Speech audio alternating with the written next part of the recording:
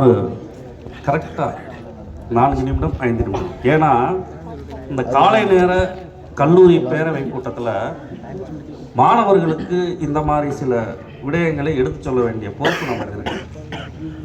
மொழிப்பற்றுனா என்ன, தேசப்பற்றுனா என்ன அப்படின்னு தெரியாமல் விதைக்கப்படும் கல்வி எதிர்கால இந்திய இறையாண்மைக்கு பெரிய அணுகுண்டாய் வெடிக்கும் அப்படின்றது ஆழமான என்னோட நம்பிக்கை.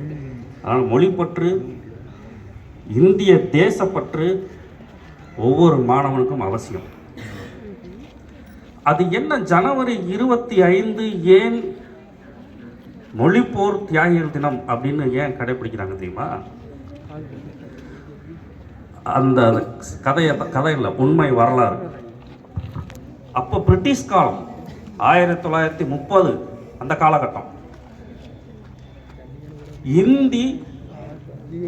இந்தியாவில் எல்லாரும் தேசிய மொழியாகவும் ஆட்சி மொழியாகவும் வரணும் அப்படின்னு அப்போ சுதந்திர போராட்டத்துக்காக பாடுபடக்கூடிய இந்திய தேசிய காங்கிரஸ், அது அவங்களுக்கு ஒரு ஐடியாலஜி இருக்கு. ஒவ்வொரு காங்கிரஸ் மாநாடு நடக்கும்போதும், லாகூர் காங்கிரஸ் மாநாடு, சென்னை மாநாடு, இப்போ மெட்ராஸ் மாநாடு, இதெல்லாம் நடக்கும்போது ஒவ்வொரு மாநாடும் முடிந்த பின்பும் ஹிந்தி அதை பற்றி பிரச்சாரம் பண்ணணும், மக்களுக்கு புரிதல் வேணும் அப்படின்றதுக்காக அதுக்கு உண்டான மாநாடும் நடந்தது. காரணம் என்ன அப்படின்னா, அதில் தமிழகத்தின் பங்கு ரொம்ப ஹிந்திக்கு ஆதரவு இல்லை. அப்போ ஒருத்தர் ரொம்ப கோவப்பட்டு சொல்கிறார், இந்தி ஆட்சி மொழியாகவும் அதிகார மொழியாகவும் வர வேண்டும், இதை ஏற்காத சிறுபான்மை மதராஸ் மாகாணத்தை சார்ந்தவர்கள் கொடுங்கோன்மையானவர்கள் அப்படின்னு கோபத்தின் உச்சிக்கு சென்று ஒருத்தர் ரொம்ப கோபப்பட்டு சாடுறார். அவர் வேறு யாரும் இல்லை, மகாத்மா காந்தியடிகள். ஆனா என்ன மகாத்மா காந்தி அப்படி சொன்னாரு, ஹிந்தி எல்லாம் கத்துக்கணும், அப்படி இல்லைன்னா அவங்க சிறுபான்மை கொடுங்கோன்மை ஏன் இவ்வளவு கோபத்தின் உச்சிக்கு போய் சொல்றாரு, ஐயோ காந்தி அப்படி சொன்னாரு அப்படின்னு காந்தி மேல நீ தவறான ஒரு அபிப்பிராயம் வைக்கக்கூடாது. ஏன்னா இன்னைக்கு திருக்குறள் என்னப்பா சொன்னாங்க, எப்பொருள் யார் யார் வாய் கேட்கினும் அப்பொருள் மெய்ப்பொருள் காண்பதைவு. மகாத்மா காந்தி தான் சொன்னார். எதுக்காக அப்படி சொன்னார் அப்படின்னா, இந்தியா முழுவதும் சுதந்திர போராட்ட வேட்கை தீவிரமாக கொழுந்து விட்டு எரியும் போது, பிரிட்டிஷ் ஆட்சி காலத்தில் மக்களுக்கு சுதந்திர வேட்கையை கொண்டு போய் சேர்ப்பதில் மொழி பெரிய தடையாக இருக்குது. அதனால் இந்தியா முழுவதும் ஹிந்தியை கற்றுக்கிட்டாங்க அப்படின்னா நம்ம கருத்துக்களை ஈஸியாக கடத்த முடியும். அப்படி கடத்தினா இன்னும் கருத்துருவாக்கம் செஞ்சால் சுதந்திர வேட்கை இன்னும் வேள்வியாக வளரும். பிரிட்டிஷ் ஏகாதிபத்தியத்திலிருந்து நம்ம விடுதலை பெறுவதற்கு இந்த மொழி அவசியம் அப்படின்னு கருதுறதுனால அவருக்கு எப்படியாவது விடுதலை வாங்க வேண்டும் என்ற வேட்கை இருந்த அந்த கோபத்தின் தாக்கமாக இந்த மாதிரி தமிழ்நாட்டிலிருந்து மதராஸ் மாநில எதிர்ப்புகள் அந்த கோபத்தில் அந்த வார்த்தையை சொல்லிட்டார். சரியா? அதற்கு தமிழகத்திலிருந்து எதிர்ப்பு கிளம்பியது. முதலில் எதிர்த்தவர் அயோத்திதாச பண்டிதர். இதை ஏற்றுக்க முடியாதுன்னு சொன்னவர். அயோத்திதாச பண்டிதர்னா யாரு தெரியாது. உனக்கு தெரியுமா? தெரியாது. உனக்கு அயோத்திதாச பண்டிதர்னா யாரும் தெரியாது. ரெட்டமலை சீனிவாசன் அப்படின்னா யாரும் தெரியாது. தியாக விடுதலைக்காக ஈகம் பண்ண தியாகிகள் பற்றி யாராவது 2 வார்த்தை பேசுகிறான்னா உனக்கு தெரியாது. இதெல்லாம் நாங்கள் உனக்கு சொல்லி கொடுக்கணும். நீ என்ன தெரியுமா எங்களை சொல்கிற, எங்களை மாதிரி ஆசிரியர்களை இவங்கெல்லாம் பூமர்ஸ் அப்படிங்கிற, நாங்களாம் 2K கிட்ஸ் அப்படிங்கிற. தம்பிகளா, நீங்கள் 2K கிட்ஸ், நாங்கள் பூமர்ஸ் தான். என் போன்ற ஆசிரியர்கள் வழங்கக்கூடிய சிந்தனைகளை, இந்த பூமர்ஸ் வழங்கக்கூடிய சிந்தனைகளை பூமரங் ஆயுதமாக ஒரு சிந்தனையை பயன்படுத்தினா நீ எதிர்காலத்தில் நல்லவனாகவும் வருவ, வல்லவனாகவும் வருவ. அதனால் எங்கள் போன்ற ஆசிரியர்களை பூமர்ஸை பயன்படுத்திக்கிங்க. பூமரங் மாதிரி திருப்பி மாணவர் சமயத்தில் கிடைத்திட்ட ஒரு ஆயுதம் அது. அதை உன் சிந்தனையில் செலுத்து. அப்படி இல்லைன்னா நீ நல்லவனாகவும் வர முடியாது, வல்லவனாகவும் வர முடியாது. இன்னும் சொல்ல போனால் கொள்ளைனா தான் வருவேன். ஆசிரியர்கள் என்ன சொல்கிறாங்க, எதுக்கு சொல்கிறாங்க அப்படின்றத கேட்கல நான். இது பிரிட்டிஷ் காலத்துலப்பா, கடைசி 2 நிமிடம். அப்போ தமிழகத்தின் முதல்வராக அப்போ பிரிட்டிஷ் காலத்தில் சுயாட்சி, பிரிட்டிஷ் கொஞ்சம் சுயாட்சி கொடுத்தாங்க பார்த்தீங்களா ஒவ்வொரு மாகாணத்துக்கும். அப்போ தமிழக முதல்வராக இருந்த ராஜாஜி 1937 ஜூலை 27 பதவியேற்கிறார். அந்த பதவியேற்று ஒரு மாதத்திலே வந்து ஒரு தமிழ்நாட்டில் ஒரு சட்டம் இயற்றுறாங்க. கட்டாயம் இந்தி பள்ளிக்கூடத்தில் எல்லா மாணவர்களும் கட்டாய பாடம் படிக்கணும், 6, 7, 8. அப்படி அதில் படித்து தேர்ச்சி பெறலைன்னா ப்ரமோஷன் கிடையாது, அடுத்த கிளாஸ் போக முடியாது அப்படின்னு அவர் சொல்கிறார். இதுதான் எந்த ஒரு மொழிக்கும் நாம் எதிரிகள் அல்ல. ஆனால் அது கட்டாயம் அப்படின்னு திணிக்கும் போது தான் அது கேள்விக்குறியா மாறும். எப்பொருள் யார் யார் வாய் கேட்பினும் அப்பொருள் மெய்ப்பொருள் காண்பது அறிவு அப்படின்னு ஏன் அதை சொல்கிறாங்க, இதனால் என்ன பின் விளைவு வரும் அப்படின்னு தமிழ்நாட்டில் பெரிய முன்போன்ற மாணவர்கள் கிளர்ந்து எழுந்ததில் முதல் களப்பணி ஆனவர் நடராஜன். நடராஜன் அப்படின்ற மொழிபோர் தியாகி. அவர் தன் உயிரை ஈகை செய்யாவிட்டால் இன்னைக்கு என்ன தெரியுமா நடந்திருக்கும்? ஒரு சின்ன கற்பனை. அந்த மொழிபோர் தியாகி நடராஜன் முதல் விதையா தன் உயிரை ஈகம் செய்யாவிட்டால் இன்னைக்கு என்ன நடந்து, கற்பனை இல்லை, இதான் நடந்திருக்கும். எல்லாரும் ஏடிஎம் கார்டு வச்சிருக்கேன், ஸ்காலர்ஷிப் வருது, புதுமை பெண் திட்டத்தில் உனக்கு 1000 ரூபா வருது, தமிழ் புதவன் திட்டத்திலையும் உனக்கு 1000 ரூபா வருது. ஏடிஎம் கார்டு வச்சிருக்க, போய் வந்து ஏடிஎம் மிஷினில் வந்து உனக்கு ஏடிஎம் கார்டை போடுற. அதில் என்ன மொழி இருக்கும்?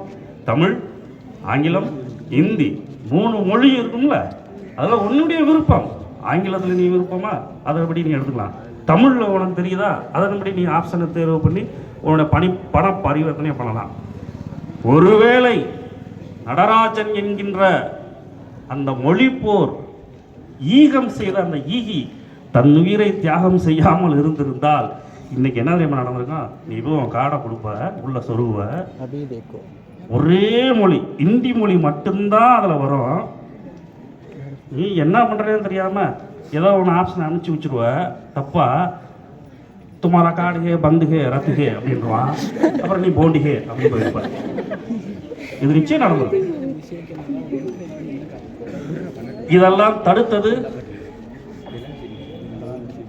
1937 ஜூலையில் அறிவிப்பு வருது. ஜூலை இறுதி வாக்கில் ஆகஸ்ட் மாதத்தில் ஒரு மாதம் கழித்து 1937 ஆகஸ்ட் 27ஆம் தேதி பேரறிஞர் அண்ணா பெரிய ஒரு கண்டன கட்டுரை எழுதி தமிழ்நாடு முழுவதும் அதை பரப்புரை செய்கிறாங்க.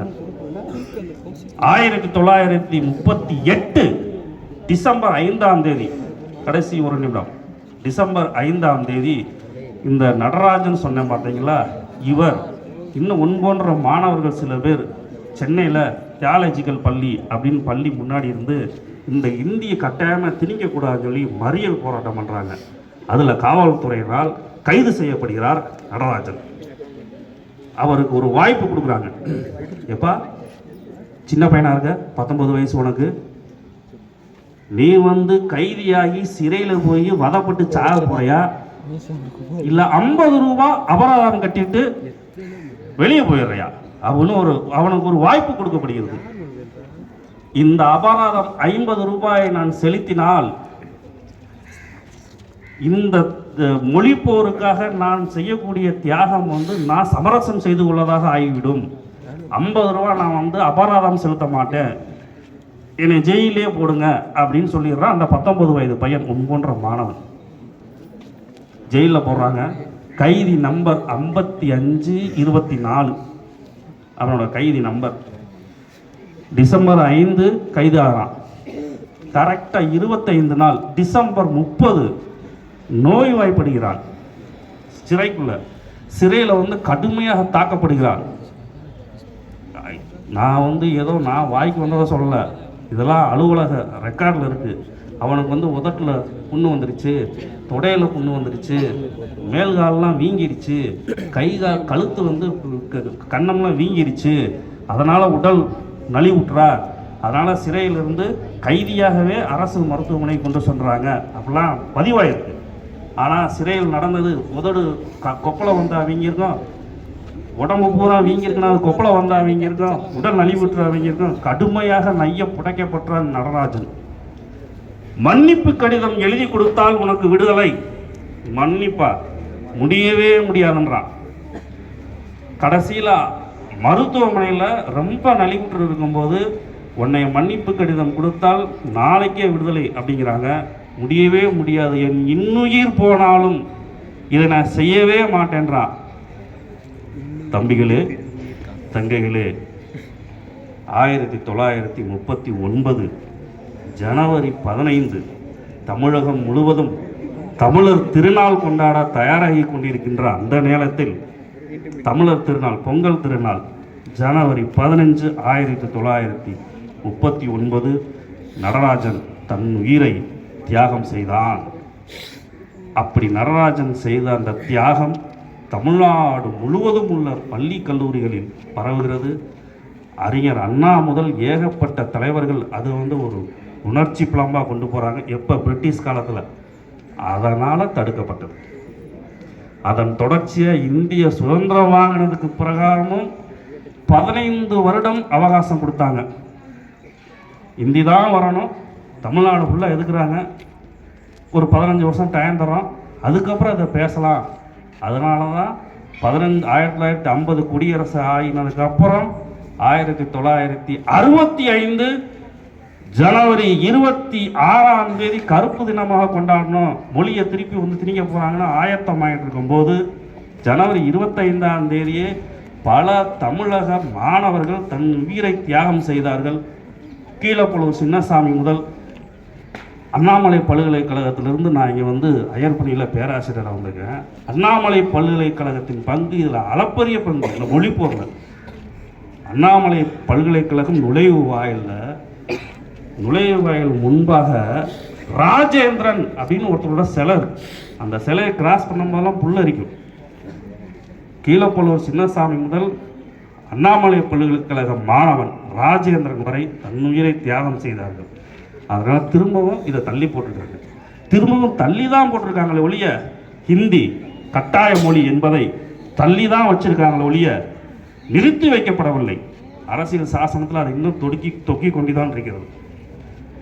அதனால் மாணவர்களே, மொழி பற்றுனா என்ன, இந்திய தேசம்னா என்ன, தேசப்பற்றுனா என்ன அப்படின்னு உள்வாங்கிக்குங்க. அதை உள்வாங்கிட்டாதான் நீ எதிர்காலத்தில் நல்ல சிந்தனையாளனும் நல்ல மனிதனாக வர முடியும். இது வரலாற்றில் சரியாக பதியப்படவில்லை என்பது என் போன்ற ஆசிரியர்களின் பெரிய மனக்குறை.